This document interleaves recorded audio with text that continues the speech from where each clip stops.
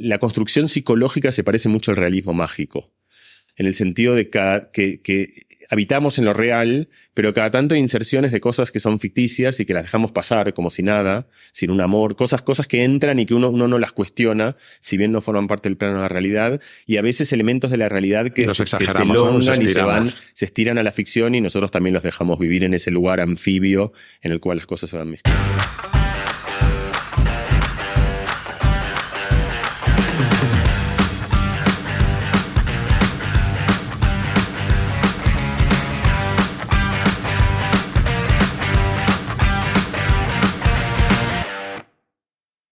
La de hoy es la última entrevista de esta quinta temporada de Kaizen y la vamos a dedicar a un perfil muy Kaizen, a alguien que no atiende mucho a esas divisiones que tendemos a hacer los humanos entre disciplinas. Como él mismo me dice en la entrevista, se ha pasado su vida tratando de responder a las mismas preguntas que se lleva haciendo desde niño, como muchos de nosotros. Esa búsqueda de respuestas la ha llevado por múltiples caminos, porque Mariano Sigman es licenciado en física, pero acabó doctorándose en neurociencia, y convirtió su laboratorio en un espacio donde se mezclan investigadores en computación, medicina, física, biología, matemáticas, lingüística, antropología, arte, música...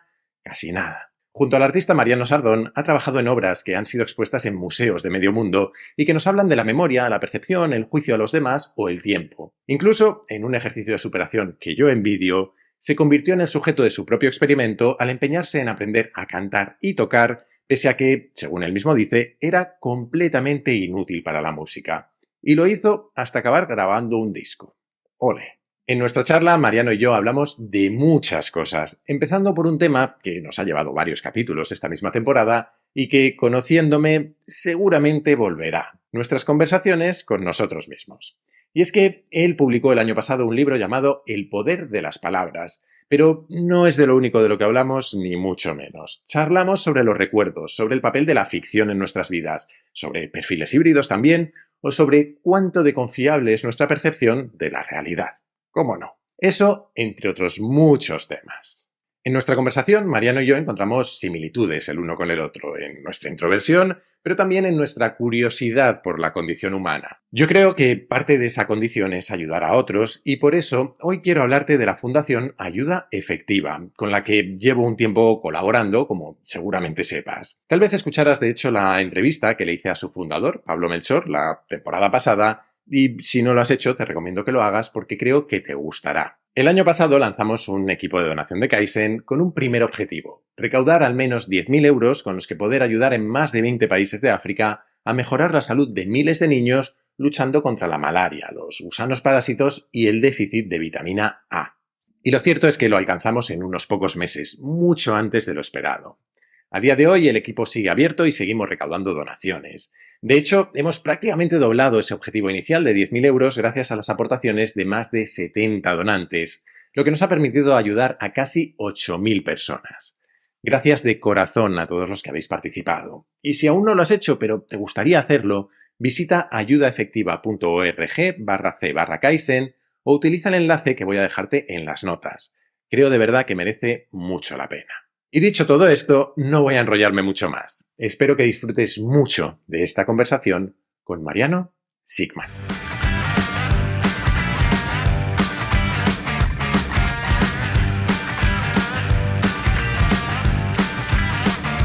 Mariano, bienvenido a Kaizen.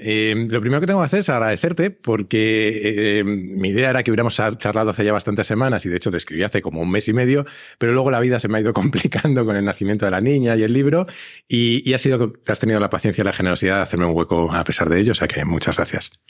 De nada, no. En la vida pasan cosas, ¿sabes cómo es? O sea, uno prevé algunas cosas y luego pasan. Los nacimientos creo que son eventos que justifican todo tipo de cambios y de demoras. No, además, el nacimiento estaba previsto, lógicamente. Lo que pasa es que uno no sabe cuánto le va a atropellar la agenda el nacimiento de un niño hasta que lo tiene por primera vez. Claro, nadie te lo cuenta, ¿no? O sea, sabes cómo, porque si no estas cosas no pasarían, ¿no? O sea, forma parte de una especie de optimismo social. Totalmente. O sea, ¿sabes? O sea, cuando te vas de viaje, todo el mundo, nadie te cuenta las cosas que pueden salir mal, o en general tenemos esa tendencia a a retratar la realidad desde ese lugar. Sí. No nos conocíamos, o mejor dicho, creo que tú no me conocías a mí, porque yo te descubrí hace unos meses, como te estaba contando, y he estado leyendo tus libros. Entre otras cosas porque abordas muchos temas que a mí me obsesionan y de los que suelo hablar en este podcast, como por ejemplo nuestras conversaciones con nosotros mismos, que es un tema que me fascina desde siempre. Cómo nos contamos nuestras vidas y cómo eso nos afecta a nosotros mismos. De hecho, tu último libro, que lo tengo ahí, se llama El poder de las palabras, y además he descubierto que tenemos muchos intereses comunes y porque contamos las cosas de una forma parecida, porque te gusta mucho mezclar distintas disciplinas y a eso llegaremos enseguida.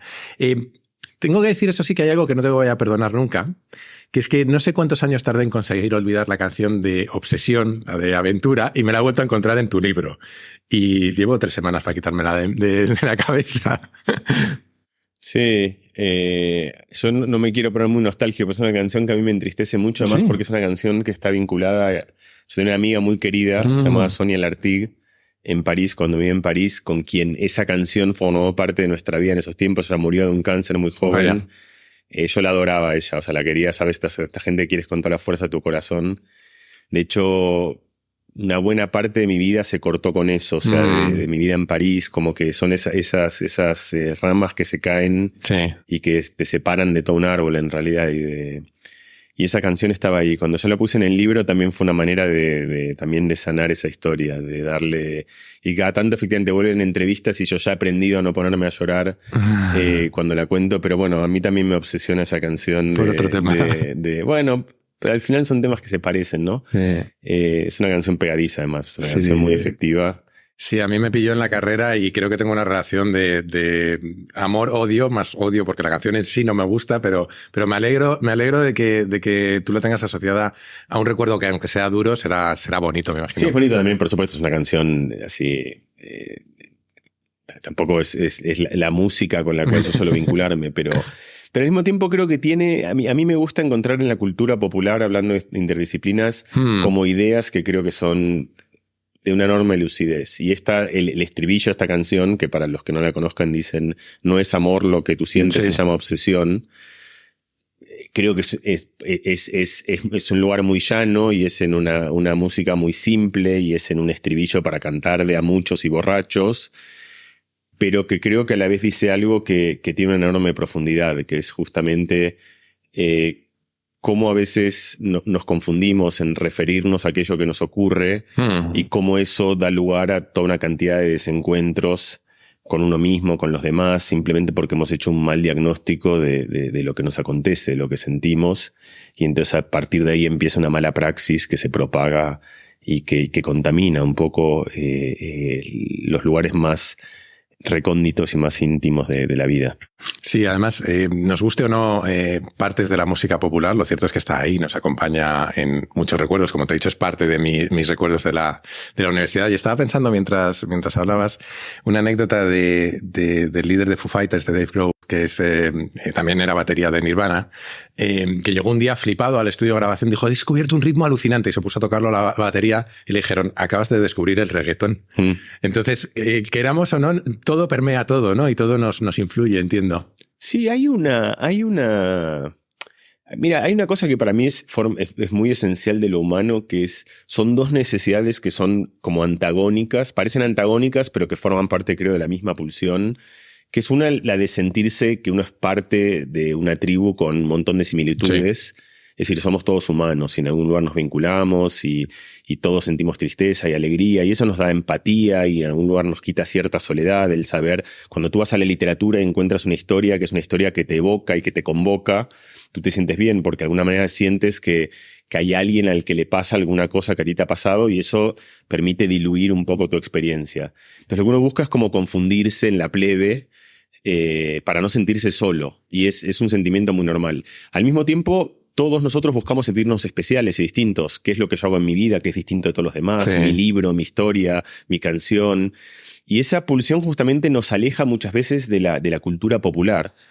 En cierto ámbito intelectual, pero en general, como si lo popular tuviese algo empobrecido o engrisecido, en una especie de el drama del promedio, ¿sabes? O sea, Yo siempre le he escapado a eso, como que... y además siempre pienso que si hay algo que es efectivo en las masas, es tremendamente interesante entender qué es lo que le pasa y encontrar esa chispa o ese sabor o ese punto de encuentro, porque justamente toca algo que creo que es bastante esencial a todos nosotros, que por lo tanto muchos de nosotros justamente decimos, yo no bailo esto, que son lo que bailan todos estos, ¿sabes? O yo no escucho esta música. Pero mientras dices eso te estás moviendo, ¿sabes? Y porque justamente esa música es efectiva para eso. Entonces a mí, yo como que siempre he abrazado, creo, la cultura popular desde un lugar de reconocimiento que tiene una gran erudición. Y esta cosa, y pasa con todos los géneros. El otro día, es que justo ahora está un poco en boga esto de, yo me acuerdo hace mucho tiempo, bueno, mucho tiempo no, pero es un tiempo, 22, 23 años. Es un tiempo. Una amiga me trajo un libro de Murakami. Murakami no era muy conocido hace 23 años. Y yo lo leí, recuerdo la fascinación y la revelación y lo trascendente que era. Además me acuerdo por qué, porque me vinculaba mucho con ese personaje que era como muy sensible pero muy poco reactivo, que era una manera muy distinta a la mía de vivir las emociones. La mujer le estaba contando que lo acababa de cornear con el otro y el tipo seguía removiendo los espaguetis. Y no es que no sentía, pero lo que el tipo entendía es que hervir en odio y empezar a romper paredes y era un camino que era bastante contraproducente.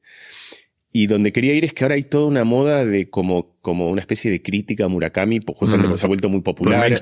Y ahora es mainstream, y entonces ahora lo que está de moda y lo que es conveniente es como enorgullecerse de que uno no lea Murakami, ¿sabes? Como, y a mí me parece una pena y una tristeza, porque creo que justamente son esos ejemplos donde en un acto de querer diferenciarse uno se pierde como unos sabores que son buenísimos de la vida. Que yo tengo la sensación, además, que, hilando con lo que decías, cuando uno desdeña la cultura popular, no solo se pierde disfrutarla, sino creo que se pierde muchas veces entender por qué resuena con otras personas determinadas cosas. A mí, algo que me fascina, por ejemplo, son las películas icónicas, que pueden ser buenas o malas, pero hay películas que marcaron a una generación o un momento o un año.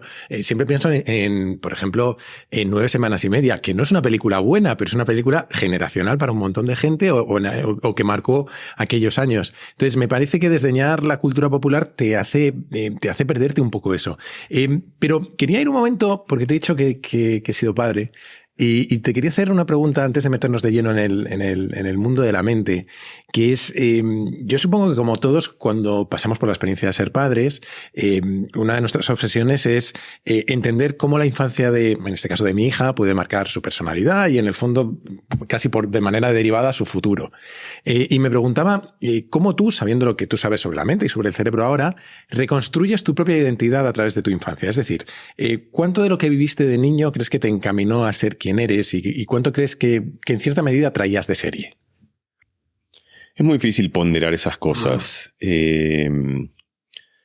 Y ha habido ancestralmente batallas descomunales entre gente que brega por una idea o por la otra.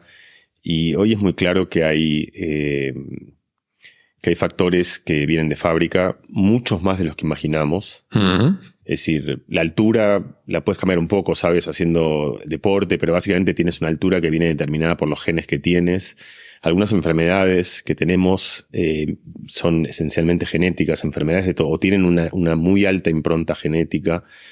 El color de los ojos es genético, la forma de la cara es genética, pero luego hay cosas que uno piensa que forman parte de un espacio, de una tabula rasa, donde puedes adquirir cualquier comportamiento, como ser introvertido o extrovertido, o como ser curioso o menos curioso, o como ser de estas personas energéticas que están todo el tiempo queriendo hacer cosas, o aquellas personas más, mira, yo ya estoy, ¿sabes? Como poco a poco me voy poniendo en esta posición en la cual me abandono en la silla. Gente que le cuesta despertarse, gente que le cuesta dormirse. Estas cosas, muchas tienen una impronta genética mucho mayor de la que pensamos. Y la mayoría de las cosas en realidad habitan en un punto intermedio. Del comportamiento en particular hay algunas cosas que son las que se llaman el temperamento, justamente, que un grupo de gente estudió de manera muy, muy exhaustiva y muestras que son cosas que son muy difíciles de cambiar. No imposibles de cambiar, pero que son muy difíciles de cambiar. A mí siempre me gusta la analogía en el deporte porque ahí es más comprensible. La gente que empieza a correr sabe que cambiar la resistencia física es muy fácil de cambiar. O sea, tú sales a correr un día y puedes correr 200 metros y al día siguiente vas a correr 300, y si lo haces todos los días durante 6 meses vas a estar llegando a sitios que te parecían completamente imposibles. Vas a correr 10 kilómetros, 15, 20, y casi cualquier persona, salvo excepciones, puede correr distancias largas, un maratón, media maratón, 10 kilómetros. En cambio, la velocidad o la elasticidad son cosas que son mucho más difíciles de cambiar. Se pueden cambiar, pero se trabajan. De hecho, un atleta olímpico de 100 metros, cuando entrena, mejora, y cuando no entrena, empeora. Es decir, hay un rango de cambio, pero ese rango de cambio está dentro de un espacio más pequeño que está condicionado por una predisposición genética. Lo mismo sucede con algunas cosas del comportamiento. Por ejemplo, la introversión o la extroversión es algo que es difícil de cambiar. Esto que te contaba, que es como una especie de energía activa, que es las personas que son más como de quedarse así, o el que está todo el tiempo como que no puede parar de moverse, y que está levantado, y que está erguido, y que está, o que se levanta a la mañana y que parece que se va como en el mundo, contra el otro que se levanta a la mañana y va en el coche dormido con él. Es algo que también se puede cambiar. Y hay hábitos, y no es lo mismo si tú cenas todos los días a la misma hora y te duermes todos los días a la misma hora, estarás más fresco a la mañana, pero tienes una predisposición muy fuerte a cosas que son difíciles de cambiar. Estas cosas son difíciles de cambiar. También es importante entender que uno puede cambiar cómo se vincula con ellas, aun si no son cambiables. Un ejemplo muy claro es la extroversión. Por ejemplo, yo soy una persona muy introvertida. Y a mí me pasa cuando yo me vinculo con gente que me conoce a lo mejor de medios o de este tipo de espacios, que yo no parezco una persona introvertida, porque doy charlas para miles de personas, porque me paro en radios con audiencias de millones de personas, lo cual parece, y además estoy muy cómodo ahí. Pero justamente estoy muy cómodo ahí porque ese es un lugar donde en apariencia hay mucha gente, pero yo estoy como en un territorio donde en realidad estoy solo. Yo estoy en una mesa con 6 personas que no conozco, no hablo, y me quedo esperando y los dejo a todos hablar, y miro y pienso y digo, bueno, si supiese, como que entro en todas estas rumiaciones internas mientras me convierto en un espectador que no puede o no osa pedir la palabra. Entonces, un día un amigo mío, músico, que se llama Luis Pelletti, es un músico infantil a quien te recomiendo, iba a decir muy enfáticamente, pero más que muy enfáticamente, muy cariñosamente, porque yo un día le escribí a Luis diciendo qué suerte que mis hijos hayan crecido contigo cerca, digamos, con tus canciones, pues es una persona muy inteligente, muy sensible, y tiene una visión sobre la infancia que a mí me parece muy admirable. Y nos hicimos amigos, y él un día vino a una cosa que estaba haciendo, y él me escribió un texto muy largo y muy cariñoso diciendo que él me había visto en el escenario y que él se había encontrado a él en el escenario viéndome a mí, en ese lugar de justamente como que yo había hecho todo eso solo para encontrar un sitio en el cual pudiese hablar. O sea, que era el esfuerzo descomunal de un introvertido que en realidad en una fiesta va y se encierra en el baño para estar un rato solo porque está agobiado por tanta gente, pero que en algún lugar necesita hablar, y entonces se construye un mundo en el cual fluye. Y entonces, para mí este es un ejemplo muy básico de cómo quizá para mí era muy difícil esto de cambiar esta tendencia de estar en una mesa y tomar la palabra, pero en cambio encontré un lugar donde pude ejercerla desde un sitio que puede parecer mucho más expansivo socialmente, pero en realidad que es un sitio apto para introvertidos. Entonces, uno puede ir y tú, porque me hiciste la pregunta en primera persona, por eso también te respondo con este ejemplo, y creo que en cierta medida ese ha sido un poco el ejercicio de mi infancia. O sea, yo creo que diría que soy una persona un pelín rara. Si bien todos somos un poco raros, pero algunos un poco más que otros. Y que he tenido que ir acomodándome y encontrando lugares para funcionar. Y que eso ha sido como una especie de combustible vital en las cosas que he hecho. Y como voy pensando ideas, la última que te cuento en esta, que es mucho más reciente, pero cómo estas cosas funcionan. Por ejemplo, yo empecé, desde que vine a Madrid hace 6-7 años, a hacer bici. Lo hice de una manera, bueno, lo cuento en el libro, ¿no? Como muy, o sea, se convirtió casi en una profesión para mí, una profesión vital. Además, yo empezaba cada año y mis objetivos del año no eran, digamos, ni escribir cosas mejores, ni escribir canciones mejores, sino ir mejor en la bici. Era como... Pero yo bajaba muy mal en la bici. O sea, soy miedoso, entonces bajo muy lento y bajaba frenando. Entonces iba con grupos que iban muy bien y se me iban todos en la bajada. Pero eso me obligó a mí a tener que convertirme, que no lo era naturalmente, en un escalador descomunal porque era el único sitio en el cual otra vez podía recuperar el tiempo que había perdido. Entonces a veces esta mezcla de pulsiones, de cosas que uno quiere con ciertas limitaciones, nos obliga a encontrar lugares compensatorios para poder funcionar en el mundo. Que esto pasa desde en la bici hasta en el ejercicio de la palabra en cualquier lugar de la vida. Sí, además yo me siento muy, muy identificado y me hace gracia porque mucha gente con la que he hablado en el podcast, muchos nos definimos como introvertidos, pero tendemos a encontrar un lugar en el que expresarnos y normalmente es el lugar que la gente menos espera, que es hablar en público o dar entrevistas, etcétera, porque creo que mucha gente no se da cuenta de que en esos escenarios o delante de un micrófono normalmente tienes mucha sensación de control y de estar en el mundo que te gusta, que al final creo que confundimos muchas veces la introversión con la vergüenza o con la timidez. A mí me pasa igual, tú me pones en un grupo de 6 personas y como note que me están mirando me da mucha vergüenza hablar, pero en una charla en general estoy mucho más cómodo porque creo que los introvertidos además, obviamente, parte de la introversión es disfrutar de tu propio mundo. Y cuando estás dando una charla, normalmente estás hablando de las cosas que te gustan, que te tocan, que te interesan, ¿no? Hablando de esas cosas que a mí me interesan y que te decía antes de empezar a grabar que me dio pena haberte descubierto más tarde porque yo ya había terminado mi libro, pero mi libro que se ha publicado hace poco se llama La realidad no existe y la primera mitad la dedico a hablar de algunas de las trampas que tenemos en nuestra percepción de la realidad y en cómo la interpretamos. Y esta pregunta se la ha hecho también algún psicólogo como Ramón Nogueras y nunca sé cómo hacerla sin parecer que soy de Dude, del nota del gran Lebowski, porque es una pregunta como muy filosófica, de filosofía fumada, ¿no? Pero ¿cuánta de la realidad piensas tú que es como creemos y cuánta no? O sea, yo sí creo que hay una realidad objetiva, pero tengo claro que el modelo mental que cada uno de nosotros tenemos en nuestras cabezas obviamente tiene muchas imperfecciones. Entonces, no sé, con lo que tú sabes de neurociencia, ¿cómo es ese gap? ¿O dónde crees que está más acusado ese gap? Sí, se sabe de manera bastante precisa y una manera muy buena de formalizarla. Dicho sea de paso, mi tesis doctoral que yo la hice en Nueva York, el título era La máquina que construye la realidad, justamente. Bueno. Así que mira, y luego, o sea, que ahí va, y la máquina que construye la realidad, por supuesto, era el cerebro, sí. Y estaba esta idea de que la realidad no está allá afuera, sino que es una construcción narrativa. Sí. Hoy hay un término bastante preciso. Hay una manera de escribir el cerebro a través de un formalismo matemático muy antiguo y muy simple, que es la inferencia bayesiana. Sí. En la inferencia bayesiana lo que tú intentas justamente es sacar conclusiones a partir de dos cosas que tú tienes. Una son los datos que están disponibles, pero a veces los datos son muy ambiguos, sí. Y otras son los a priori que tú tienes sobre cómo son las cosas. Y todo eso lo combinas para llegar a cuál te parece que es la hipótesis más plausible. Entonces, por ejemplo, cuando tú vas a conocer a una persona, para un ejemplo, tú sabes bastante poco de esa persona, pero tienes algún a priori de que la gente de ese sitio es buena gente, porque has conocido a otro, o porque piensas que en general la gente es buena, o porque camina de una manera y tú haces una inferencia que la gente camina de esa manera. Y entonces a partir de datos que son tremendamente a veces raros o escasos, podemos sacar conclusiones basados en un montón de a priori que nosotros sabemos cómo son las cosas.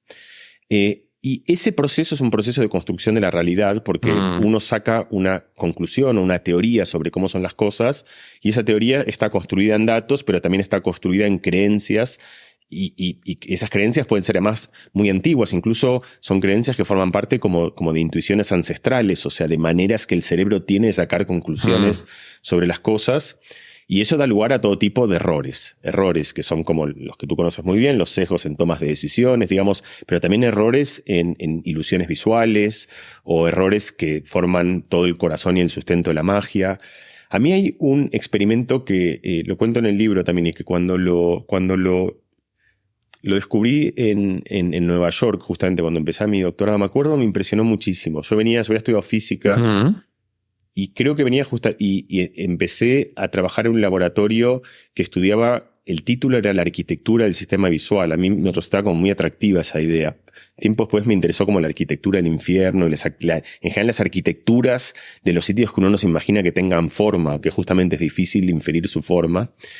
Y yo estaba trabajando en ese laboratorio sobre la premisa de entender justamente cómo funcionaba una máquina que a partir de información visual era capaz de concluir cosas como aquí hay un gato, o aquí hay un libro, aquí hay un micrófono, o tú estás triste, o tú estás contento, o va a llover. Es decir, todo tipo de inferencias sobre qué son las cosas, cómo son, quiénes son, a partir de píxeles, es decir, de una distribución de luminosidad y color en una imagen.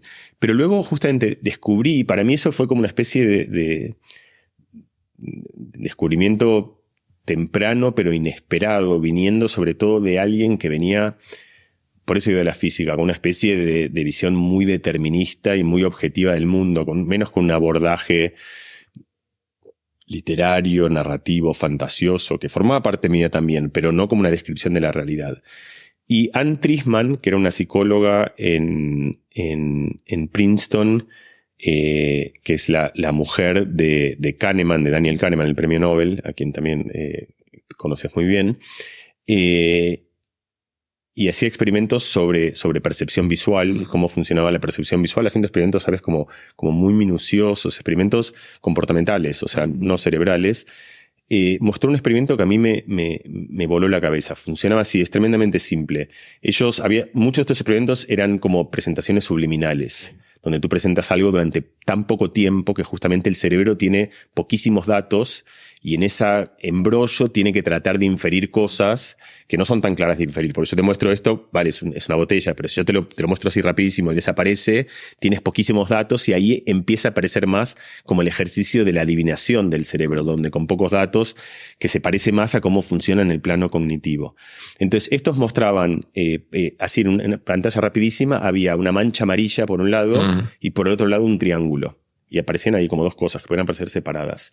Y entonces le preguntaban a la gente qué veía, y lo que la gente reportaba haber visto, o sea, lo que había ahí afuera en esa realidad que acaban de observar, era un triángulo amarillo. Cosa que no estaba. Había amarillo por un lado y triángulo por el otro.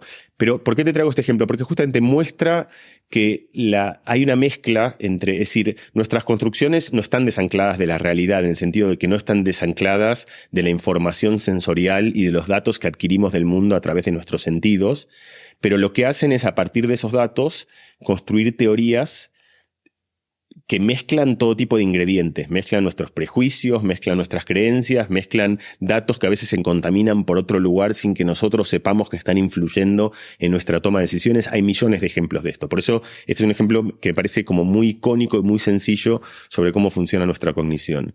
Entonces, digamos, hay una realidad, creo que es lo, digamos, después hay una discusión filosófica sobre cómo funciona esa realidad, pero digamos, todos los experimentos de neurociencia muestran que las conclusiones que sacamos tienen que ver con la información sensorial y se vuelvan más precisas en tanto en cuanto la información sensorial es de más calidad. Es más efectiva.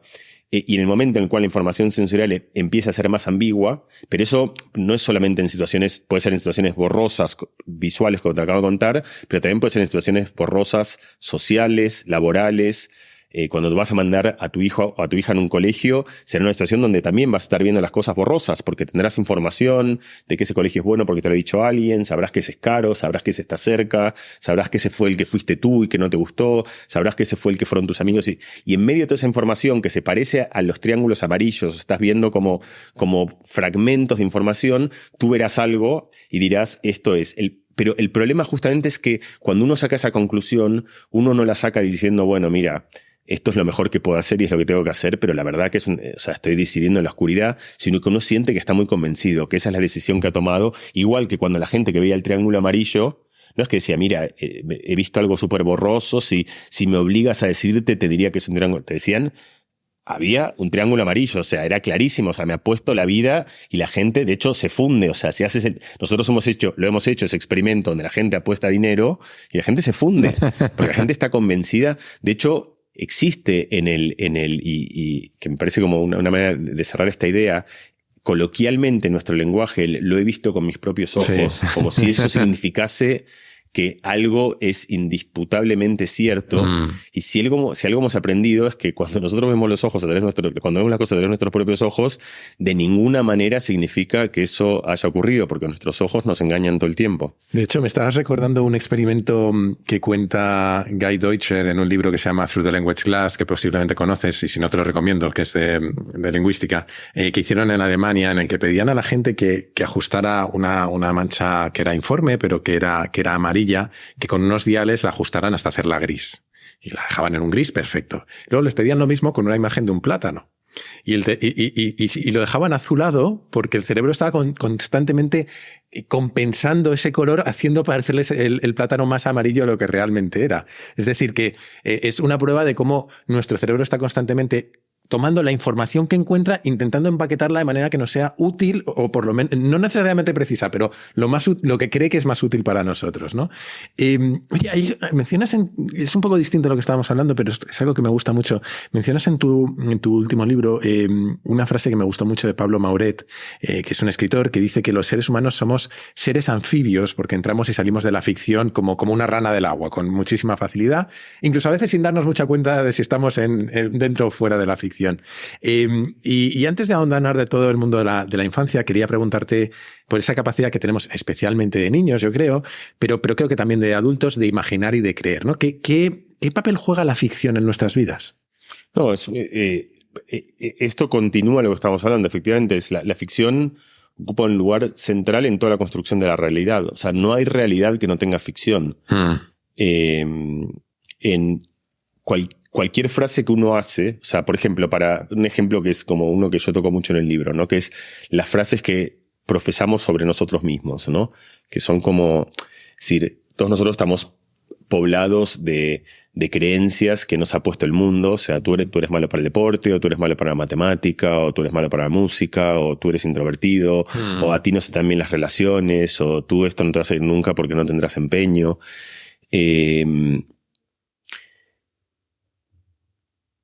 Estas opiniones las registramos como tales, o sea, como una información más que nos llega y uno puede cuestionarla, uno puede rebelarse de esa opinión, pero cada tanto esas opiniones las profesamos nosotros mismos. Y uno dice, conjugado en primera persona, yo no sirvo para matemática, o yo no sirvo para el deporte, o yo no sirvo para la música. Y fíjate la diferencia, porque si tú me dices a mí, tú no sirves para matemática, yo entiendo que tú me estás dando una opinión y que esa opinión es parcial. Pero cuando yo digo, yo no sirvo para la matemática, yo me olvido que eso es una opinión. Y lo tomo como una descripción de la realidad, como diciendo, esto es una botella, esto es un micrófono, y yo no sirvo para la matemática. O sea, son tres frases que tienen el mismo valor de precisión y de verdad. Y entonces, ese es un ejemplo en el cual, ¿por qué traigo esto? Porque eso es ficción. Es decir, yo no sirvo para la matemática, es una teoría, es una hipótesis, es una conjetura más muy abismal. ¿Por qué es muy grande esa conjetura? Este es un ejemplo bueno, primero porque la matemática es muy vasta. O sea, quizá lo que yo quiero decir es que no sirvo para la aritmética, lo cual seguramente tampoco es cierto, pero a lo mejor sí sirvo para la geometría, o sí sirvo para la topología, o sí sirvo para el análisis de datos, o sí sirvo para hacer gráficos, o para estudiar, no sé, sudokus, que a lo mejor es parte de otra forma de la matemática. Hay niveles dentro de cada una de esas cosas. Por eso, además dentro de cada una de esas cosas, decir yo no sirvo, ¿qué significa que no sirvo? Porque a lo mejor lo que sí pasa, y por eso ahí te digo, ahí tienes otro ejercicio de inferencia que combina datos con creencias, porque probablemente yo empecé matemática con mis compañeros y me iba peor que el resto, lo cual puede significar un montón de cosas. Primero, que a lo mejor efectivamente me cuesta más que a los demás. También puede ser que yo ese año estaba en otra cosa, estaba enamorado y estaba pensando en cualquier cosa menos, y mientras en la clase de matemática estaba mirando a la chica esa o al chico ese, lo que fuese, en vez de escuchar los números. Puede ser que ese profesor no me gustase y me generase antipatía. Lo que quiero decir es, hay 18.000 explicaciones posibles y cada una de esas explicaciones son narrativas, son ficciones, o sea, son historias que uno se construye y entonces uno va... Lo que uno percibe como la realidad, que yo no sirvo para la matemática, en realidad es un relato, que es una especie de autobiografía escrita, pero sabes, cuando tú lees la autobiografía de Da Vinci, tiene hechos de la realidad, o sea, está donde él estudió, pero después hay un montón de ficción, eso que él salió a la mañana y que se encontró con la chica y que entonces fue justo ahí, que vio la imagen y que vio la imagen, hizo el cuadro. Bueno, eso mismo hacemos con nosotros mismos. Si nosotros mismos estamos tiñendo todo el tiempo de ficción, pero lo que no nos damos cuenta es que esa tintura no es inocua, sino que de alguna manera va determinando justamente el perfil de quién somos. Va forjando nuestra identidad, porque uno empieza a construirse como una persona atrevida, o como una persona cobarde, o como una persona abierta, como una persona cerrada, o como una persona responsable o distraída. Por ejemplo, un ejemplo, a mí me gustan ejemplos, son muy sencillos, pero una persona va y se tropieza por la calle. Y eso es un hecho de la realidad. Pero luego esa persona dice, qué tonto, qué distraído, qué he sido. Eso ya no es o sea, a lo mejor no estabas distraído, a lo mejor había una piedra donde tenía que estar. Y otra gente dice al revés, dice, no, el intendente este es un desastre porque, o el alcalde, digo, sí. El alcalde, el intendente es en Argentina, el alcalde es un desastre porque esta ciudad está llena de agujeros. Y entonces del mismo hecho de la realidad, dos personas hacen distintos relatos, pero esos distintos relatos forjan distintas personalidades, porque uno empieza a construirse como un personaje que se muestra a sí mismo a los demás como un personaje distraído, tonto, inatento, y otro como un personaje crítico, cínico, que delega responsabilidad a los demás. Entonces, ese es un lado de cómo la vida está indefectiblemente teñida de ficción. Y no es el lugar más evidente, porque el lugar más evidente, que es el de Maurete que tú referías recién, es como el que lloremos en una película. Que si lo piensas un segundo es ridículo, porque el actor ese está haciendo lo que el director le dice. O cuando tú le dices, no, pero vete, ¿cómo puede ser que no te vayas? Bueno, el tipo no se va porque el guión dice que no se tiene que ir, porque el director es bastante simple. O sea, es como un escenario, pero uno entra en esa historia como si fuese real, como si ese personaje realmente tuviese una capacidad de decidir, como si lo que le pasase de verdad. Y uno sufre y uno se conmueve entrañablemente con eso. Ese es el lugar en el cual nos metemos en la ficción más evidente y más natural, pero en un lugar en el cual la ficción se mete adentro nuestro, que es mucho más interesante. Mi hijo justo estaba haciendo un trabajo para el colegio le pidieron que haga un trabajo sobre el realismo mágico. Estuvo bien el profesor, él va al liceo francés, es un profesor de literatura francesa esto, pero él es argentino. El profesor que tuvo para mí esta cosa le dijo, como tú eres latinoamericano, como que estaría bueno. Nosotros justo estábamos leyendo juntos 100 años de soledad.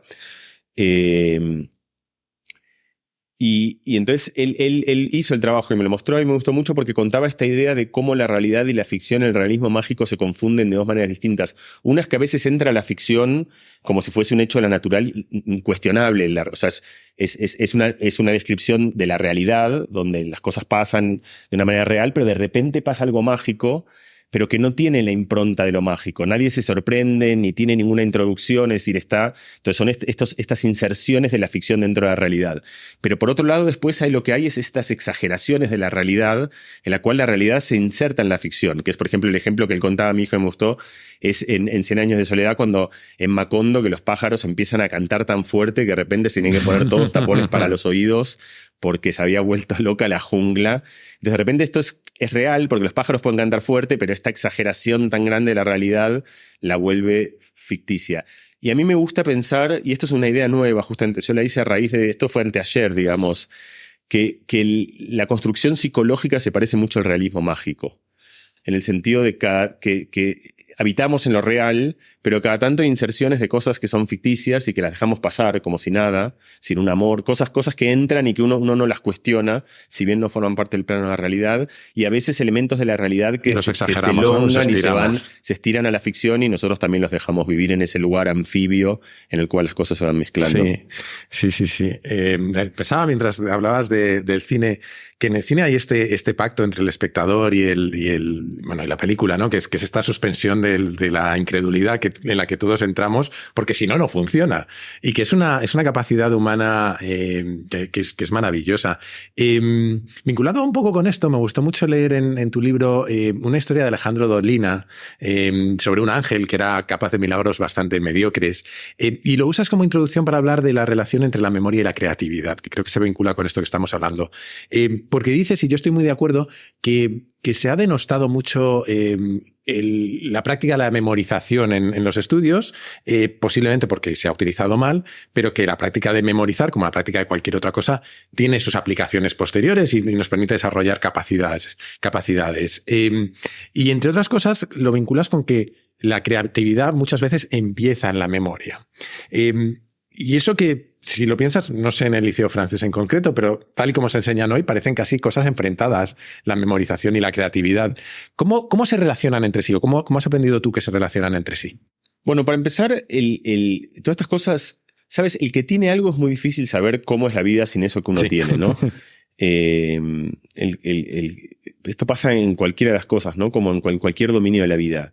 La memoria es un ejemplo muy claro. La vida sin memoria es un desastre, ¿sabes? Porque la vida, el que no tiene memoria realmente, o sea, vamos a exagerarlo, pero porque es el que va a buscar sus calcetines. Memento, la película Memento, por ejemplo. Por eso, y es el que va a buscar sus calcetines y cuando llega al cajón ya no sabía para qué había ido y entonces vuelve. Es una vida que se vuelve completamente disfuncional. Y tú no puedes estar todo el tiempo apoyándote en tus dispositivos que te digan, bueno, puedes, pero es dramático, digamos, si tú tienes que buscar el dispositivo y decir, ¿qué he venido a hacer aquí?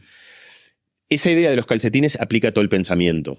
Es decir, tú trabajas en el mundo corporativo, tienes un plan, tienes una idea de algo que quieres hacer, entonces llamas a alguien, cuando llamas a alguien sabes que lo has llamado para eso, y entonces sabes los recursos que tienes y los que no tienes, y que tienes que... Es decir, es imposible estar todo el tiempo consultando y además, no solo es imposible, sino que las ideas que tú tienes en el momento en el cual decides llamar a alguien porque te acuerdas que hay algo que no tienes y que... Si la memoria no es solo un repositorio de datos, sino que es el punto de partida, es el punto de partida para todas las cosas que hacemos. O sea, vas a buscar los calcetines porque te acuerdas que no los tienes. Contratas a alguien porque te acuerdas que es importante desarrollar esta línea dentro de la empresa y que no tiene suficiente gente. Es decir, si no tienes memoria, en el momento pierdes esa pulsión de la acción. Eso es lo que quiero decir. La memoria es el punto de partida. Porque de hecho, William James es el hermano de Henry James, es como el gran psicólogo americano, fue contemporáneo de Freud y fundó una psicología como mucho más empírica. Sí. Y tiene un libro que es un libro de la talla, digamos, del origen de las especies de Darwin, que se llama El origen del pensamiento, que es una maravilla. Es un libro escrito, sabes, de estos, es un libro es un libro de época, pero y está lleno de ejercicios introspectivos. Y en uno de esos, William James hace el experimento mental que es un experimento mental además interesante porque es una especie de miedo escénico de casi todas las personas, que es qué pasase si alguien cuando se va a dormir le borrasen todas las memorias. Que a mí me parece muy interesante porque el otro día tuvimos un evento con Rosa Montero sobre la noche, la literatura y la ficción y la creación en la Noche de los Libros en Madrid, y hablábamos justamente sobre esta idea de los dos somos insomnes, y el insomne justamente lo que tiene miedo es de delegar su mente, de terciarizarla, ¿sabes? Porque en un momento tú sientes que tú estás agarrado a tus ideas y que estás despierto y que las controlas, en un momento te vas a dormir. Esto es más claro cuando te anestesian. Y lo que tienes miedo es cuando vuelvas, estarán todas ahí, porque durante un tiempo, ¿sabes? Como que las dejas ahí, se las dejas a un banco, ¿sabes? Al banco del inconsciente. Y tú le dices, bueno, cuídamelas, son mis ideas, son mis recuerdos, son mis gustos, son mis prioridades. Entonces William James tocaba justamente esta especie de drama del insomnio y decía, ¿qué tal si eso fuese cierto? Y la conclusión de que él llegaba es uno dejaría de ser quien es. Porque tus recuerdos son justamente las cosas que tú haces, las que no haces, quién te gusta, quién no te gusta, los temas que te importan, las preguntas que son relevantes para ti. Es decir, las memorias no son las capitales que también, porque ahora vamos a eso, pero si tú no sabes que París es la capital de Francia y que Bruselas está en Bélgica y que Viena está en Austria, es decir, si no tienes un mínimo reparo de un mapa, es muy difícil navegar. Pero la memoria es algo mucho más trascendente que eso, que son tus planes, tus ideas, tu moral, tus gustos, tus necesidades. Y entonces además lo que aparece, que es la segunda idea que aparece dentro de esto, es que la memoria no es solo es un listado, sino que es un listado ordenado con prioridades. Y esta es la esencia. Y ahí aparece la creatividad. Es decir, de hecho nos pasa a todos, digamos. Cuando tú ves una persona que se le ocurre una buena idea, es una idea que justamente se nos podría haber ocurrido a cualquiera de nosotros. No es alguien que hace un salto de 4 metros que solo él lo puede hacer, sino que encontró un camino que una vez que lo hemos visto, ese camino es más o menos evidente. O sea, no ha hecho algo que... Y entonces cuando visualizas esa idea, lo que entiendes es que esa persona lo que tiene es una capacidad de saber buscar en el cajón de su memoria y saber recorrerlo y poder combinar distintas cosas, pero para eso tiene que poder acceder bien al cajón de su memoria. Entonces aparece una idea de la creatividad, que es la creatividad es un buen vínculo con la memoria, es saber a qué lugar ir en cada momento. Es como la persona que cuenta buenos chistes y que tú hablas de cualquier tema y encuentra el chiste para eso, ¿sabes? O sea, tú estás hablando de fútbol y te cuenta el chiste de fútbol, estás hablando de política, encuentra el chiste de política. Esa es alguien que dialoga bien porque encuentra, tú sobre cualquier tema, sabe ir a su memoria y encontrar algo que tenga relación con eso. La gente que piensa bien, la gente que crea buenas ideas, la gente que conversa bien, la gente que dialoga bien, es porque tiene buena memoria, y por buena memoria me refiero no solo a que acumula un montón de información, sino que sabe cómo convocar a cada una de ellas en el momento preciso.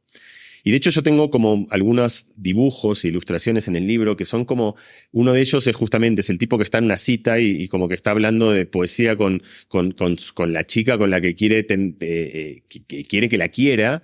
Y entonces ella le dice, me encanta la poesía, y él mira todos sus libros y ve que tiene como un montón de libros de poesía, y él piensa si tuviese solo uno que pudiese contarlo. Y ahí vemos una idea que es esencial, que es la palabra precisa es precisa porque la tienes en el momento justo, justamente, y puedes acceder a ella, ¿no? Tú no paras para decirle, vale, perfecto, ¿sabes qué? Voy a buscar en internet y te voy a leer un poema muy bonito. Entonces,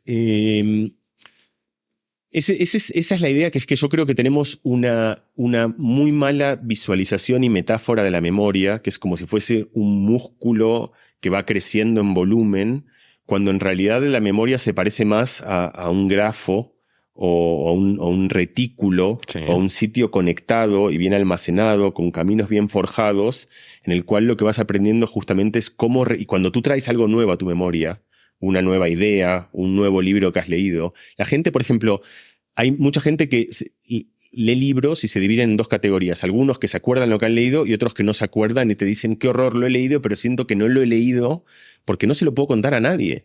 Entonces tú sientes que eso es algo que no lo has vivido y que justamente se desvanece. ¿Y por qué pasa eso? Porque el que se lo acuerda no es porque tenga un músculo más fuerte, sino que puede conectar aquello que ha leído a todo el retículo que ya tenía y armarlo en algún lugar en el cual no queda desperdigado por ahí, sino que se vuelve accesible. Ese ejercicio de la memoria está intrínsecamente vinculado y está en la esencia del combustible de la creatividad. Sí, además, hablando de creatividad, a mí hay una idea que me gusta mucho, que es esta idea de la liminalidad, ¿no? De transitar los espacios liminales entre disciplinas para vincular ideas de unas disciplinas en otras. Y algo que me llama la atención de tu trayectoria y también de tu forma de escribir, te lo decía antes, es que, como me parece que te he leído a ti mismo explicar en algún momento, tu gusto por la promiscuidad de disciplinas.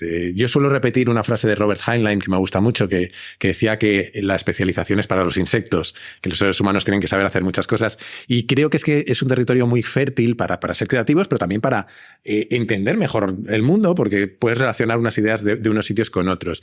Y te quería preguntar por tu recorrido hasta llegar a lo que haces hoy, a la neurociencia, y qué has aprendido de otras disciplinas, porque has hablado, por ejemplo, de la física, que te ha ayudado a estudiar la mente. Mira, yo te decía antes cuando arrancamos que esto de que siempre yo creo que retrospectivamente me he dado cuenta que hice un esfuerzo para encontrar un lugar, porque creo que desde pequeño tenía sensación de que no cabía en los lugares convencionales. Esto fue algo que me ha acompañado.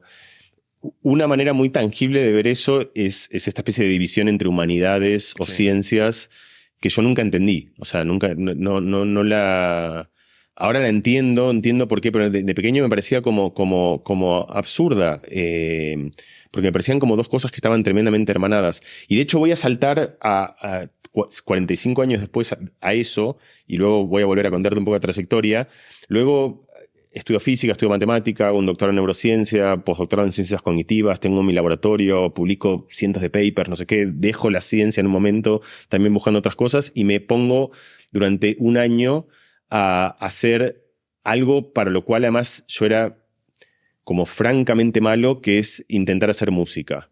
Y yo, o sea, cuando te digo que era malo, o sea, estoy siendo condesciente conmigo, porque en realidad era malísimo. O sea, era ¿sabes? Como esta gente que cuando cantan Cumpleaños Feliz, que es la canción más desafinada de la historia de la música, hay alguno que la desafina particularmente, más en general que la desafina mucho, entra fuera de tempo y entra, entonces es como el que nos miran todos diciendo, ¿sabes? O sea, este es un momento de celebración, por favor, cállate. Bueno, ese era yo.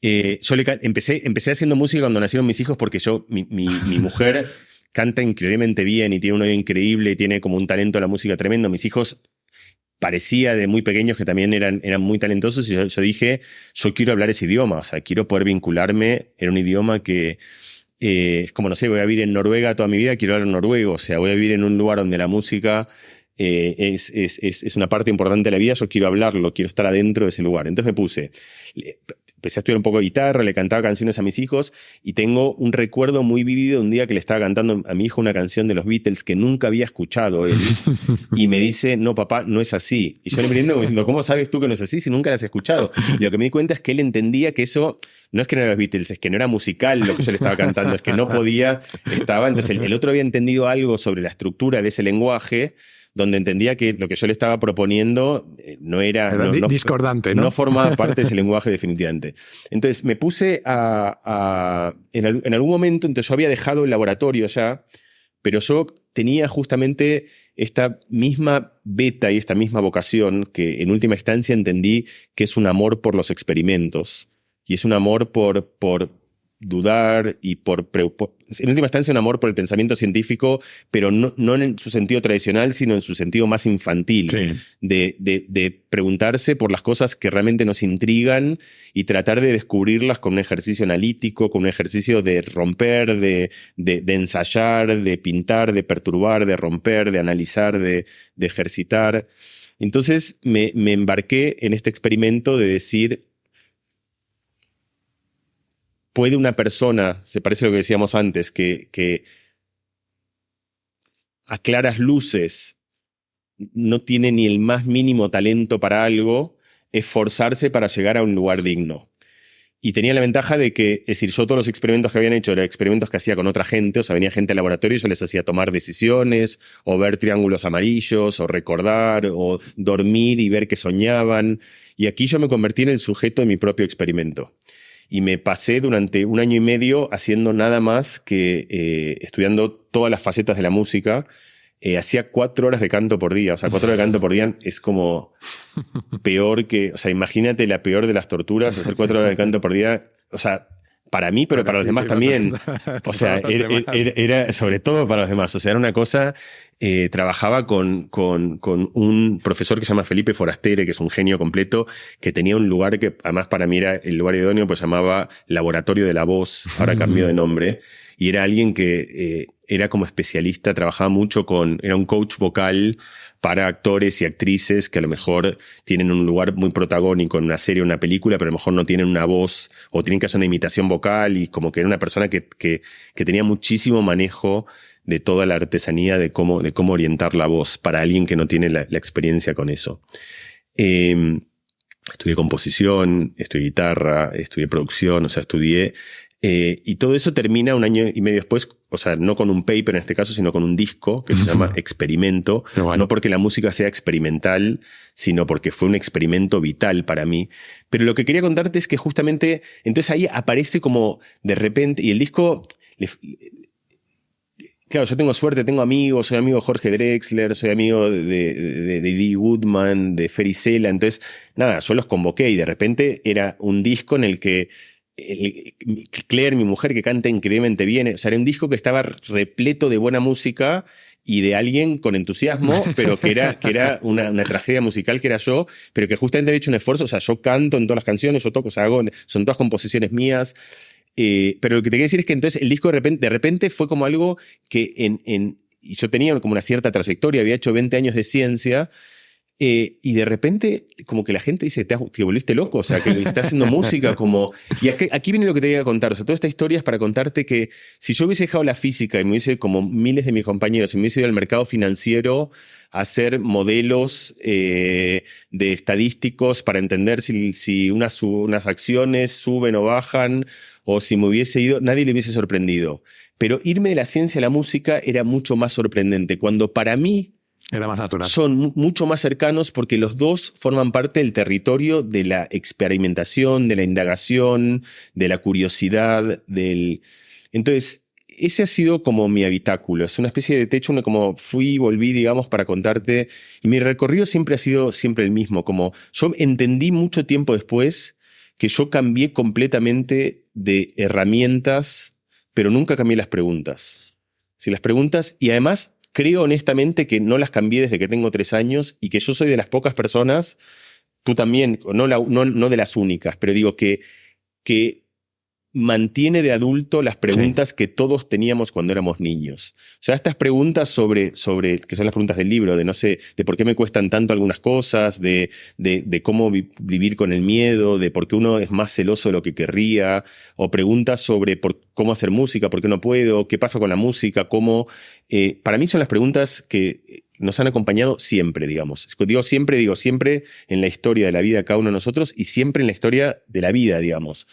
Entonces, yo entendí con el tiempo que lo que es común a mi trayectoria no es una disciplina de un oficio coyuntural, sino el haber, contra viento y marea, persistido en esta vocación de decir, yo quiero entender esto, sé que nunca lo voy a entender, pero seguiré hasta el último de los días dándole vuelta a estas preguntas. Y de hecho, esto me pasó aún cuando yo hice neurociencia, o sea, yo estudié física yo hice la carrera de física y casi entera la carrera de matemática. Tiene cantidad de exámenes, son 2 carreras muy pesadas, quiero decir, o sea, la carrera de matemática es una carrera como de materias, en España creo es pesada, digo, matemática pura, quiero decir, ¿no? O sea, como, sí. Y tenía muy pocas, o sea, quiero decir, le metí una energía, terminé eso, cuando terminé eso me dediqué a algo que no era ni la física ni la matemática, me fui a ser un doctor en neurociencia en un lugar espectacular, pero muy demandante también. Terminé eso y me di cuenta que quería ir más a la psicología experimental. Quiero decir, como que le metí mucho empeño. Cuando termino todo eso, formo mi laboratorio finalmente, que es un laboratorio de neurociencia, y los laboratorios de neurociencia en general se llaman laboratorio de neurociencia de la memoria, o laboratorio de neurociencia de las decisiones, o neurociencia del lenguaje. Acotado, ¿no? El mío, ¿cómo se llamaba? Laboratorio de neurociencia integrativa, que era un eufemismo para decir, aquí hacemos todo tipo de preguntas que parecen desordenadas, pero lo que yo entendí, y eso fue lo que me dio alivio y cierto confort, te diría, fue que lo común a todas esas preguntas es que son las cosas que a mí me interpelan. O sea, cada una de las preguntas que hemos hecho en el laboratorio son cosas que a mí realmente me dan curiosidad desde de hecho, y en general son cosas que me salen mal, como la música, quiero decir, son cosas, es decir, yo no trabajo aquellas cosas que se me dan bien, sino aquellas cosas que por alguna razón u otra me cuestan entender. No, me ha hecho mucha gracia y me has dado mucha esperanza porque yo soy absolutamente inútil con la guitarra y tengo esa batalla interior igual que la tenías tú, o sea que hay esperanza y me ha hecho mucha gracia lo que has contado porque me siento también muy identificado en cuanto que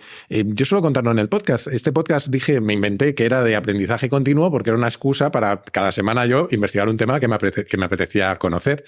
Y mi carrera, y creo que eso es donde más reflejado me veo, mi carrera siempre digo que ha tenido que ver con perseguir aquella cosa brillante que despertaba mi curiosidad, ¿no? Es ir persiguiendo la curiosidad. Oye, quería volver por un momento a las conversaciones que tenemos con nosotros mismos, de las que hemos hablado un poco por encima, porque tú hablas en el libro de la idea de la reflexividad, de la que yo también he hablado en el podcast, y a mí me parece una idea fascinante. Seguro que conoces el libro de Cháchara, de Ethan Kross, donde habla de técnicas y de ideas para mejorar nuestras conversaciones con nosotros mismos. Y yo estoy y es que se lo lleva a unos extremos en los que habla de que mejorar nuestras conversaciones, obviamente sirve para mejorar nuestra ansiedad, nuestras relaciones con otros o incluso nuestra salud. Y yo estoy convencido de que eso es tremendamente poderoso, pero también creo que hay una línea delgada que lo separa de la psicología positiva más extrema y más fantasiosa a veces, o al menos a veces me lo parece a mí. Y yo personalmente no creo que el universo conspire para que logremos lo que deseamos, como decía Coelho, sino que creo que también es útil plantearnos dónde están los límites de lo que podemos lograr hablándonos mejor, dónde están los límites de cuánto podemos mejorar en esa potencialidad que tenemos. ¿Cómo crees tú que debemos enfocar esas conversaciones y en particular, cuál es la forma más sana de mejorar nuestras conversaciones con nosotros mismos, pero también manteniendo unas expectativas razonables? Sí. Mira, déjame empezar por la segunda parte de la pregunta, porque la segunda parte de la pregunta que creo que es muy importante toca con las conversaciones internas, pero toca con algo que creo que es más general. Que es el límite de los sitios a los cuales podemos llegar y la capacidad que tenemos nosotros de moldear eso a partir de creencias, actitudes, disposiciones. El libro mío se titula El poder de las palabras, que justamente puede tener esa especie de lectura de como si hubiese implícito un título que es el poder infinito de las palabras, ¿no? Como esta idea de que hablándote bien o aprendiendo a generar buenas narrativas, tendrás acceso a la infinitud de las cosas. Y eso aparece mucho como una especie de devolución deseada de la propuesta del libro. Y el libro justamente, en algún lugar es todo lo contrario, porque esa idea quizás sea una de las ideas más tóxicas para lograr algo que uno quiere lograr. Parte de eso apareció cuando decíamos, uno dice, yo no sirvo para la matemática. Eso sale de no entender que la matemática tiene 500.000 grados, sí. Y que lo que estás diciendo es yo no seré Einstein, ergo no sirvo para matemática. Entonces, partamos de algunos lugares que simplemente de tan obvios pueden parecer ridículos, pero que creo que son necesarios ponerlos por arriba de la mesa. Tú puedes desear todo lo que quieras, volar como un pájaro con tus propios brazos, y te lo propondrás con toda la fuerza de tu corazón y tus palabras durante 200 millones de años y no lo vas a lograr. O tú puedes querer correr los 100 metros en 7 segundos, que digámoslo para el que no sabe, o sea, el récord del mundo será 9, y pico, 9, algo, no sé, 9, cuánto, y no lo vas a lograr por más. Es decir, no es que uno... Esta idea, justamente esta idea de una psicología positiva mal interpretada, sí, que es proponte algo y lo vas a lograr. Eso hay una falacia enorme, y es una falacia que es grave porque justamente de ahí viene, y tú terminas al final con las expectativas adecuadas, sí, de esa falta de expectativas viene entonces la reacción contraria de no, es imposible. O sea, no puedo correr los 100 metros en 7 segundos, ergo no puedo correr, yo no serviré para correr, o no puedo correr más rápido que esa persona, o veo correr a mi compañero que ha corrido rapidísimo y yo no puedo llegar ni a la mitad, entonces no puedo correr. Bueno, no puedes correr como él, pero puedes correr. Entonces, nada en el dominio de lo psicológico tiene ese poder de que las disposiciones, las creencias o la buena disposición o actitud mental puede llevarte a lugares arbitrariamente lejanos. Eso simplemente no pasa. Es un lugar tan común, de vuelta, que a veces parece que no hace falta decirlo, pero hace falta decirlo porque genera mucha confusión. Lo que sí pasa es al revés, que es que algunas disposiciones inadecuadas hacen que algunas cosas se vuelvan imposibles. Vale. El ejemplo de esto sería decir, yo no sirvo para la matemática, eso hace que luego no estudies, que luego cuando el profesor está abandonando, tú ya entres de ese modo en el cual ya ni siquiera estás escuchando lo que está diciendo, y entonces se da una especie de profecía autocumplida, lo que tú llamabas la fuerza de la reflexividad, sí, en la cual cuando tú creas una creencia sobre las cosas, esa creencia hace que algo se precipite y deje de funcionar. Esta es la simetría, es decir, creer que no puedes hacer algo lo vuelve imposible, pero creer que puedes hacer algo no lo vuelve necesariamente posible. Simplemente lo habilita y a partir de ahí empieza el esfuerzo, la destreza, las expectativas correctas. Lo mismo pasa para las conversaciones con los demás. Si tú entras a una conversación, y esto está muy estudiado, el efecto más decisivo en el devenir de todas las conversaciones, desde conversaciones en Twitter, políticas, conversaciones en parejas, conversaciones en padre e hijos, conversaciones en el tráfico, es la disposición. Si una persona, tú vas con el coche, una persona te lo raya, como pasa en todas las ciudades del mundo, y una persona se baja en un estado de ira, pensando que te acaban de declarar la guerra mundial, y en una disposición en la cual además tú sientes que la otra persona viene igual, es muy difícil que esa conversación termine bien, porque justamente hay una fuerza reflexiva donde el otro se va a acercar y tú vas a ver que se acerca como que ya quiere pegarte, entonces eso va a inflamar aún más y tú vas a reaccionar y la otra persona también lo va a ver y es un fuego que se alimenta a sí mismo. Entonces ahí tienes un ejemplo en el cual la creencia equivocada hace que algo que podría funcionar no funcione. Esto pasa cuando las discusiones más nimias de parejas, uno llega tarde, la otra está enfadada, no tiene tiempo a preguntarle, bueno, ¿por qué has llegado tarde? Porque ya el otro entonces se enfada porque el otro está enfadado y se otra vez esta burbuja inflacionaria de creencias reflexivas en las cuales una disposición nos hace perder la oportunidad de que algo funcionase. Entonces, todos estos son ejemplos de que la disposición es necesaria y si tú generas una creencia sobre una habilidad de que no la vas a tener, entonces es muy difícil que suceda. Una creencia de que una conversación va a ser inefectiva, es muy difícil que sea efectiva. Una creencia de que tú no vas a lograr algo, o de que tú eres, o una creencia tóxica, celos, digamos, una creencia, que es un ejemplo típico que puebla a un montón de gente, una creencia sobre que tu pareja en este momento está haciendo algo que no está haciendo. Eso lo único que va a hacer es inflamar todo un sistema que va a reaccionar a eso. Entonces ahí ves todos los ejemplos donde una disposición negativa genera un cortocircuito del cual es muy difícil salir. Y esto se puede cambiar. Y este cambio ese es el poder de las palabras. Es decir, tiene una capacidad enorme de repercutir en dominios muy variados de nuestra vida. En la vida de pareja, en la vida corporativa, en nuestra salud y también en cómo nos vinculamos con nosotros mismos. Entonces ahora sí entro como un poco más a los límites de cómo es el tema de la conversación interna. Primero, hay una idea, porque yo creo que la conversación interna también es rara porque es muy ubicua, o sea, pasa todo el tiempo, pero al mismo tiempo uno no tiene un registro de que realmente suceda. O sea, parece como... Yo el otro día veía un gráfico que me gustó mucho, lo vi después de escribir el libro, si no lo hubiese incluido, que es así, es cuánto tiempo pasamos con gente distinta a lo largo de la vida. Y entonces,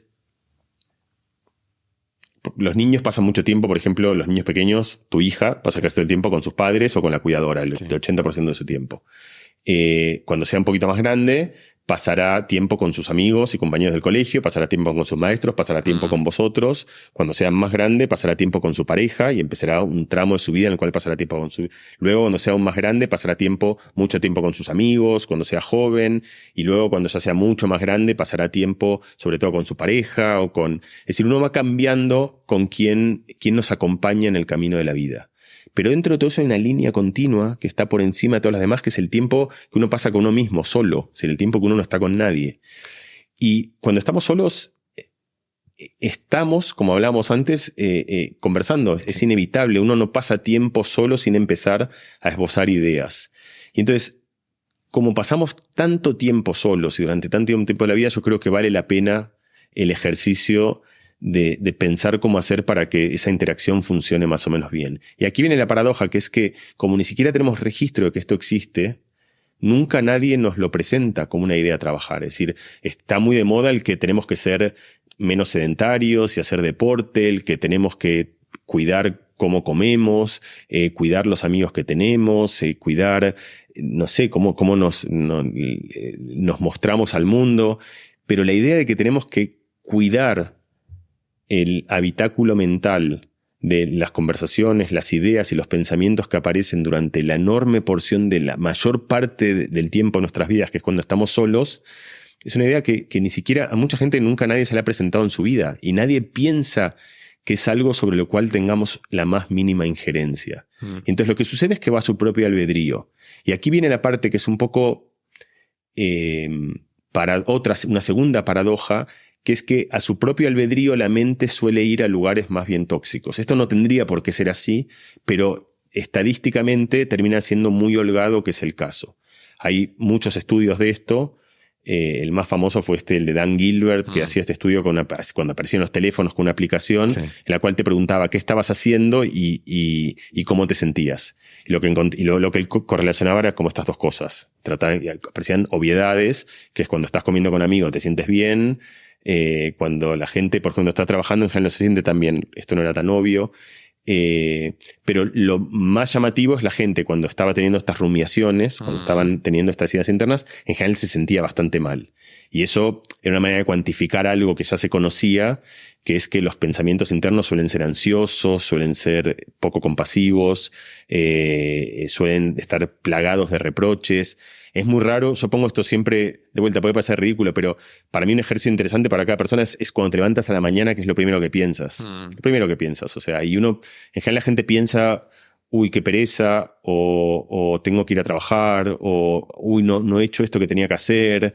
Es decir, en general, y es un poco triste, es decir, sería mejor pregunta, ¿no? O sea, a mí me gustaría más levantarme a la mañana y pensar qué bonito, un día más en la vida, Ahí afuera del otro de la ventana hay unas hojas que están moviendo a la brisa del viento y hacen un sonido interesante y peculiar que refleja la naturaleza del universo en el que vimos. Del otro lado está mi hijo que está respirando y está tranquilo y a lo mejor está soñando y estará viviendo cosas interesantes y descubrirá cosas en la vida. Es decir, hay un lugar en el cual uno podría decir mi vida podría estar poblada de este contenido. Es como, ¿sabes? Cuando tú vas a Netflix, tú eliges qué quieres ver. Sí. Bueno, en realidad no lo eliges, es parte del mismo problema, porque lo eligen por ti. Pero puedes comedia o terror o suspenso, algo que te haga dormir. Imagínate que tuvieses como esa capacidad, ¿no? Como de elegir un poco el registro, el color, el tono, el género de tus pensamientos. Y resulta que tenemos más injerencia de la que pensamos. Por supuesto, como todo lo que hemos hablado hasta ahora, no completa. O sea, uno no puede elegir el guión de las ideas que ocurren espontáneamente, pero uno puede ir cambiando hábitos para que esas ideas que están pobladas de lugares tóxicos empiecen a cambiar el tono. Y para eso lo que hay que entender, es la clave primero, es por qué están pobladas de lugares tóxicos, y eso tiene una razón de ser, que es que uno quiere mejorar. Sí. Entonces uno si se cae dice qué tonto para no caerse de vuelta, o si no has hecho un trabajo mal, dices tendría que haberlo hecho de otra manera, o si jugaste al fútbol mal y no hiciste un gol, piensas, ¿por qué? Porque uno piensa que haciendo ese ejercicio uno se está exigiendo y no va a ser mejor. La ciencia muestra que eso no es el caso, o sea, que la recriminación constante no es efectiva, que es importante tener feedback y cuando haces algo mal entender por qué y pensar cómo puedes haberlo hecho distinto, pero que hay momentos precisos para eso y hay momentos en los cuales uno no tiene que estar como machacándose todo el tiempo, ni a uno ni a la gente cercana. Que la gente cercana son un director con sus empleados que todo el tiempo lo está hostigando, un padre con su hijo. Entonces, en el momento que empiezas a entender esto, encuentras un camino de cómo resolverlo y es un camino que es efectivo. Y entonces, yo te voy a contar de vuelta mi historia personal, porque aquí, de vuelta, esta historia personal está plagada de datos que trascienden mi propia... Es decir, esto no tendría sentido si solo me hubiese ocurrido a mí, porque entonces puede ser que esté hablando de algo muy particular, pero la cuento, mi historia personal, porque es paralela a lo que cuenta un montón de datos con estudios de muchísima gente donde más o menos a todo el mundo le ocurre más o menos lo mismo. La conversación tóxica no solo sucede con uno mismo, sino que sucede en la esfera de lo más cercano. Y a veces es peor incluso en ese lugar. Es decir, la gente que peor se habla son las parejas, son los padres y los hijos, son los hermanos. Todos nosotros, estoy seguro que conoces, hermanos que se han dejado hablar durante 20 años. Un tipo que se muere, que el hijo lo lamenta porque hacía 23 años que no se hablaban, porque un día el otro en la empresa lo quitó aquí y el otro hizo cualquier tontería, más irrelevante, que en la esfera de lo cercano toman una gravedad donde las conversaciones son tan malas que nadie se enojaría con un amigo por eso, con un conocido, pero con tu padre, o con tu hijo, con tu hermano, porque justamente estamos en un lugar en el cual la toxicidad de esas expectativas tan desmesuradas y de la esfera de los reproches. El ejemplo que yo cuento siempre, y no puedo encontrar otro porque me parece el mejor, es el de si tú vas caminando por la calle y hay una persona que se tropieza y se cae, tú y cualquier persona que nos esté escuchando haría lo mismo, que es acercarse y decirle, señor, señora, ¿cómo está usted? ¿Puedo hacer algo para ayudarlo? O sea, te iría hasta, es lo primero que harías. Además, ni siquiera se te ocurriría otra cosa. O sea, y además es como, sin embargo, todos hemos visto un padre o una madre, el niño va corriendo, se cae, y el padre y la madre le dicen, te he dicho 800 millones de veces que no corras. Y entonces la pregunta es, ¿por qué no te acercas con la misma, por qué no se te ocurre lo mismo, que es acercarte, darle un abrazo? Y justamente es la misma idea que estamos hablando, que es que tienes tanto miedo que le pase algo, quieres con tanta fuerza que no cometa esos errores por algo que viene de buena fe, que ese sistema se va al diablo y hace que nos obnubile en un momento, y en vez de, en el momento que se acaba de caer, entender que es el momento compasivo de acercarse y de darle un abrazo, se nos sale lo que se llama como este ánimo crítico o juicioso. Lo mismo pasa si el que se cae es uno mismo. O sea, no hay una persona que no se tropiece y diga qué tonto que he sido, qué imbécil, qué idiota. Y la pregunta es por qué uno, hablando ahora de las conversaciones internas, ¿por qué no aparece la conversación en la cual cuando tú te caes uno se pregunta cómo estoy? ¿Necesito darme un abrazo? ¿Necesito mimarme por un rato? No nos sale ese reflejo que nos sale con los demás de ser compasivos y ser cuidadosos, Entonces, una vez que entiendes eso, te da una vía de solución, que es la vía de solución del trabajo más canónico para cambiar el tono de los pensamientos internos, que es aprender a tratarse a uno mismo parecido a cómo tratas a una persona cualquiera. Es decir, y eso lo que requiere, a su vez, que es lo mismo, es entender que las cosas que nos pasan a nosotros no son tan graves como nos parecen. Es decir, si a un amigo tuyo un día le va mal un trabajo y no ha vendido un coche, el tipo llegará destrozado y tú le dices, tío, no has vendido un coche, lo venderás mañana, no pasa nada. O sea, como que desde la perspectiva de él es el drama. Lo mismo tú has hecho un error y perdiste un negocio de algo que te parecía importante y te vas a flagelar como si eso tuviese una fuerza en el cosmos que fuese mucho más grande de lo que es. Eso es porque tu cerebro, desde hace miles de años, te está pidiendo que des todo lo que tienes de ti, y eso resulta ser un ejercicio que no solo nos da una vida que la calidad de la salud mental es mala, sino que además es contraproducente. Entonces, lo que uno tiene que encontrar y tratar de trabajar, y se trabaja y no se cambia un día para el otro, sino que se trabaja y se va cambiando con el tiempo una vez que uno lo entiende, es a mirarse con cierta perspectiva. Cada una de las cosas que nos acontecen. Los problemas en el trabajo, también los éxitos, es decir, entender que cuando nos ha ido bien el trabajo no somos Einstein entender que cuando te duele el codo tampoco es lo único que ocurre en el mundo, o sea, que hay otra persona a la cual le duele la espalda y otra y que vas diluyendo. Entonces todo esto va a la misma idea, que es hablábamos al principio de esto como los filtros perceptuales que nos distorsionan la realidad. Una enorme, quizá la distorsión más grande del filtro perceptual es darle a la esfera de lo propio una mesura y una gravedad mucho más grande de la que en realidad tiene.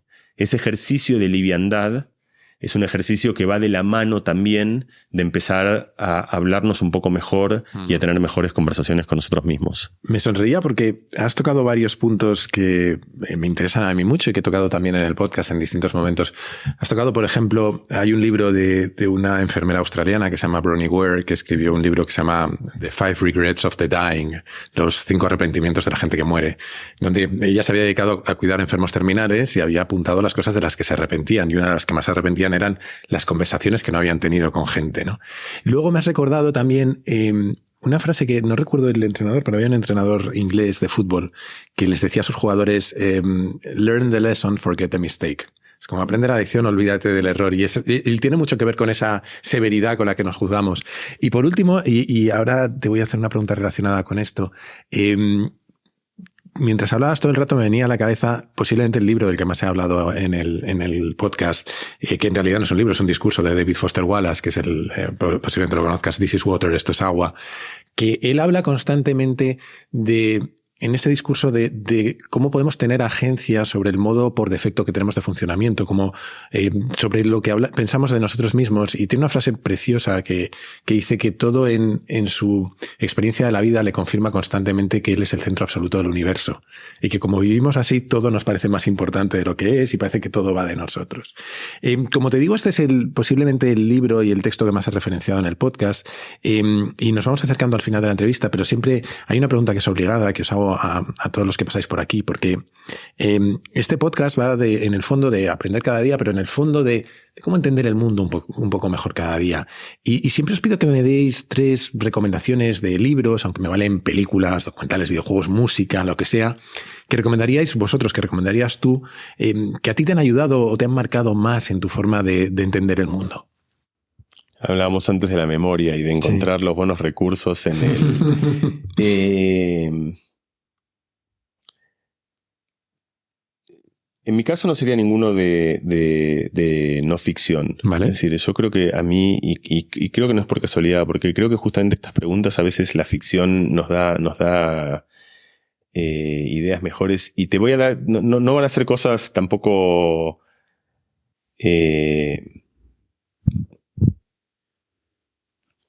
bueno, te voy a decir lo que se me ocurre, que es lo único que puedo hacer. Estaba haciendo tiempo, ¿sabes? Estaba ganando tiempo, estaba haciendo como los que hacen trucos de matemáticas, ¿sabes? Que calculan. Entonces te empiezo a decir frases largas mientras están calculando. Es una especie de los trucos de los magos. Te voy a decir las 3 cosas que han venido a la mente. Sí. Y luego voy a intentar decir por qué. O sea, o sea, que me parece... La primera que vino es 100 años de soledad, que justo lo estoy leyendo ahora, entonces es algo que justo está muy disponible. Y para mí es como un emblema de cómo la literatura es un buen ejercicio de entender lo que hablábamos antes, las pequeñas locuras, ese borde de locura que nos acompaña todo el tiempo y cómo insertarlo en la vida. Es decir, creo que tiene como para mí esa yo creo que hay una especie es decir, lo que quiero decir con esto es siempre está esta idea que a mí me resultó muy conmovedora de que parece una tensión entre la poesía y la ciencia. Entonces tú dices, bueno, cuando entiendo el cielo pierde poesía. Y mucha gente como Sagan y eso decían, o sea, el saber que ahí hay estrellas que se murieron hace miles de millones de años y que están en galaxias lejanas, que explotaron de un plasma caliente que empezó a formar galaxias, que se formó de supernovas y para mí no le quita poesía, sino que al final lo hace como muchísimo más bello. O sea, cuando yo entiendo todas esas capas para mí 100 años de soledad es eso. Es esa capacidad, de hecho, desde el principio, digamos, o sea, el vínculo de José Arcadio Buendía, que es el tipo más sensato, que lleva a su gente a una población y los ubica, y de repente viene un gitano que trae como todas las novedades de la ciencia, y como el tipo con cada una se fascina y se vincula, y cuando ve la lupa piensa que puede cambiar la estrategia de los ejércitos, y cuando ve el imán piensa que puede ir y sacar el oro de los ríos y de la tierra, y cuando descubre la alquimia se fascina por lo que nos ha fascinado siempre la alquimia, que es pensar que con esos caldos y esas mezclas eventualmente podríamos producir riqueza. Es decir, esa fascinación y esa mezcla entre la tecnología, la ciencia, la innovación, pero entender que todo eso está plagado de lo humano. Que no solo no hay divorcio, sino que de eso se trata en última instancia lo humano. Para mí esa idea está ahí de una manera como, ¿sabes? Como la literatura tiene eso, el famoso el show don't tell, ¿no? O sea, como que tienes que, no, o sea, yo ahora estoy haciendo un telling de esto, te estoy contando todo esto. A mí me parece que 100 años de la soledad te lo muestra, no te lo dice, pero aprendes todo eso y es una manera muy bella de aprenderla. Por eso creo que apareció, además de porque justo lo estoy leyendo ahora con mi hijo de vuelta, pero luego me acordé de una película que vi hace muy poco, que se llama Drive My Car. No sé si la viste. Es una película japonesa de... La conozco, pero no la he visto todavía. Está justamente desde un cuento de Murakami, al que ahora está de moda no leer. Y tiene lo que te contaba antes de Murakami, justamente. Para mí es una especie de... Porque eso a mí me conmueve, porque me parece un testimonio magnífico de algo que a mí me cuesta enormemente, que es, en general, te diría la templanza. Es pero una templanza sentida.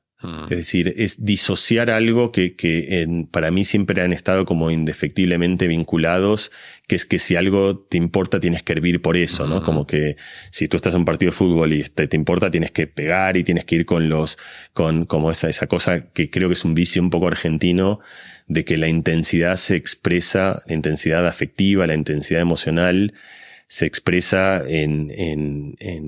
como linealmente en la energía corporal o en la energía expresiva o en la energía... Entonces esta idea de que en un silencio puede estar lo más conmovedor del mundo y de que en una mirada calma puede haber tanto más amor y tanta más intensidad que en una boca expresando 470.000 palabras bonitas por segundo. A mí me resulta muy conmovedor eso y me resulta muy lejano y me resulta muy también como algo que es una herramienta fabulosa en la vida. Es como es un ejercicio básico de disociación. Y el tercer libro que se me vino que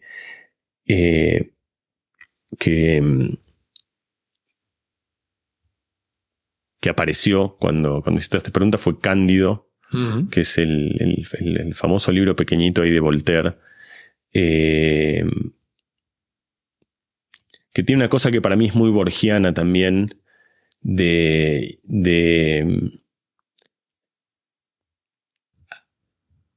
hay una mezcla de... Primero hay una oda al anhelo de la curiosidad, es decir, del profundísimo deseo de entender, ¿no? O sea, de alguien, de un pueblo que quiere entender y empieza con su filósofo de barrio y ahí va saliendo, y cómo de alguna manera ese esfuerzo justamente es parte del motor de la vida, de ir yendo de un lugar a otro, pero de lugares físicos, es decir, de distintas ciudades a distintos lugares humanos, en una pulsión constante que es la pulsión de entender.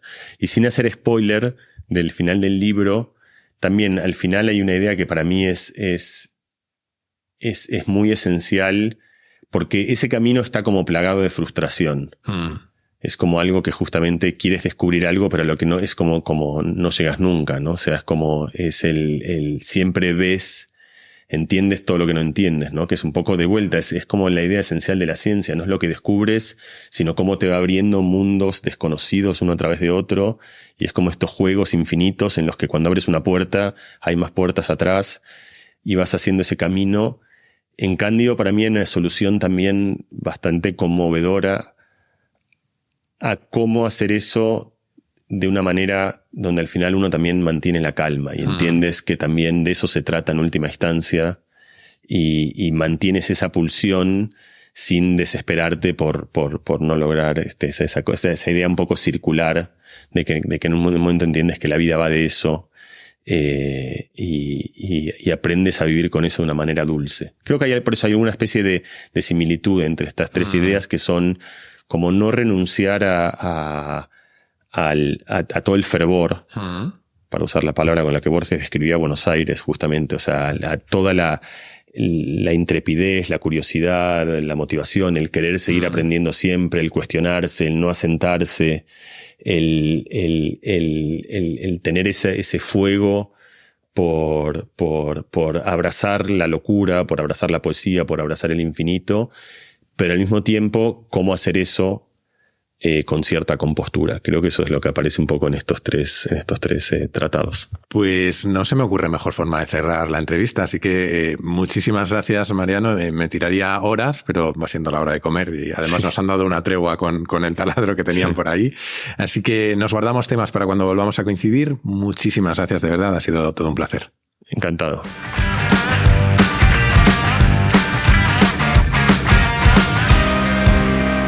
Y hasta aquí la entrevista con Mariano. Espero que te haya gustado. Kaizen volverá la semana que viene con otro tema distinto, como siempre. Hasta entonces te animo a suscribirte, si no lo estás ya, y a recomendarlo en tu plataforma de podcast preferida, en YouTube, en redes sociales o, como creo que es mejor, a tus amigos. Así me ayudas a que Kaizen siga creciendo. Además, si te gusta el podcast, puedes unirte a la comunidad Kaizen, una forma de apoyarlo económicamente, que yo lo agradezco mucho, pero también de acceder a un foro en el que encontrarás otros curiosos compulsivos, recomendaciones de cientos de libros y películas. Tendrás acceso a contenidos exclusivos, a un feed sin publicidad, a sesiones de mentoría conmigo y a los encuentros digitales que hemos empezado a organizar esta temporada. Para hacerlo, solo tienes que entrar en mi web, jaimerodriguezdesantiago.com, y hacer clic en el banner rojo. Y desde esa misma web o desde mi Twitter, @jaime_rds, puedes hacerme llegar tus comentarios, tus sugerencias, lo que tú quieras. Siempre contesto, aunque a veces tarde un poco. Y recuerda que ahora también puedes participar en el podcast enviando tus notas de audio por WhatsApp al siguiente número: 683-172-622, con el prefijo 34 si lo mandas desde fuera de España. Y esto es todo por hoy. Como siempre, muchísimas gracias por estar ahí y hasta la próxima.